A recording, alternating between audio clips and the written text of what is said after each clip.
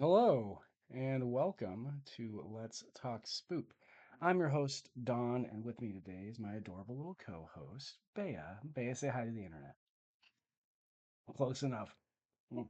So, today on Let's Talk Spoop, we're talking about Ugly Stepsister. Please don't.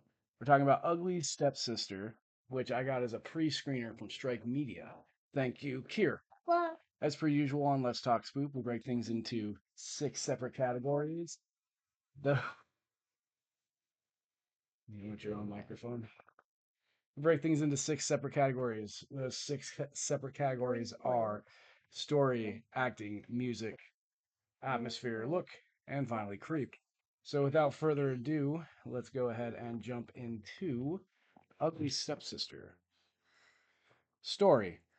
So Ugly Stepsister is, to put it very, very succinctly, it's the story of Cinderella from the stepsister's perspective. So you're following around a gal named Elvira who looks kind of mid. She's got braces, she got a bump in her nose, she does terrible things with her hair. She's a little over average in weight, so she's just a normal looking lady.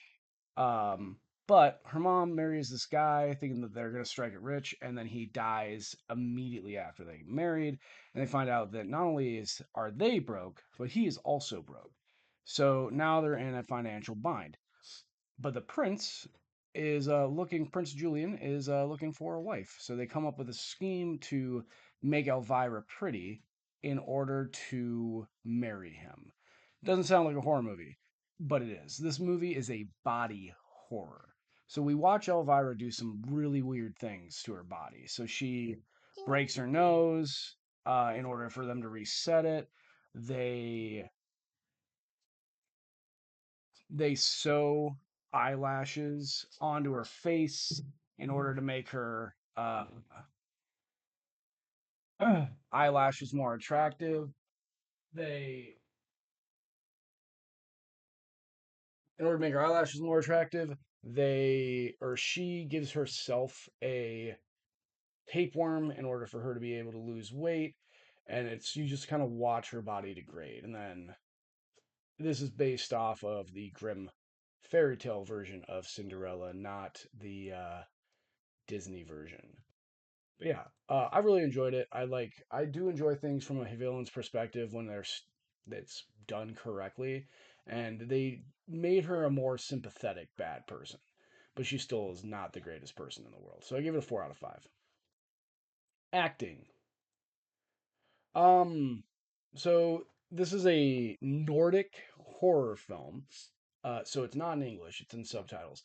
It's hard for me to judge acting when it's not in English. However, Leah Miran, I thought, did a fantastic job. I really believed her in the role. I really believed that she was willing to do whatever it took to get things done.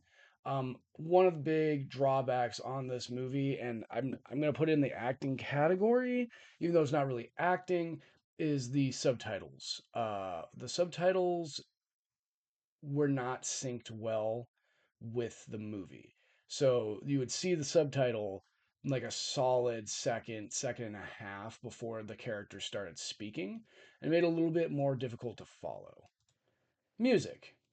I really like the music in this. It was trippy, kind of psychedelic, while at the same time giving you like an 1800s feel, like a weird mix between like the 70s, 80s psychedelic movie music and classic music. So I really enjoyed the music in this. I gave it a 4 out of 5, which is unique for me. Atmosphere. It took me 3 tries to watch this, not because I didn't like it, but because things kept happening that were interrupting my ability to watch this movie. Um, that being said, I kept coming back because I really enjoyed this movie. It was really holding me. I really wanted to see Elvira both succeed and not. So 4 out of 5 for atmosphere. Look, it's body horror. It's creepy. There's not much more. The body horror is done well. There are some weird things that happen in this movie, though. Like there's some unnecessary nudity. There's like an erect penis shown for no reason, really. But overall, I really enjoyed the look of this movie. It did exactly what it was trying to do. I also really liked the fantasy scenes, how the filter that they put over it to make it feel more like a fantasy. So 4 out of 5 for look. Creep. Um, the movie's not scary, but it's body horror and it makes you cringe in your seat. So I give it 3.5 because like I didn't stay up, it didn't scare me, but it definitely gave me a lot of like moments throughout. So 3.5 on the creepiness factor. So we tally up all those scores and we get a 3.6 total out of 5, which is really good.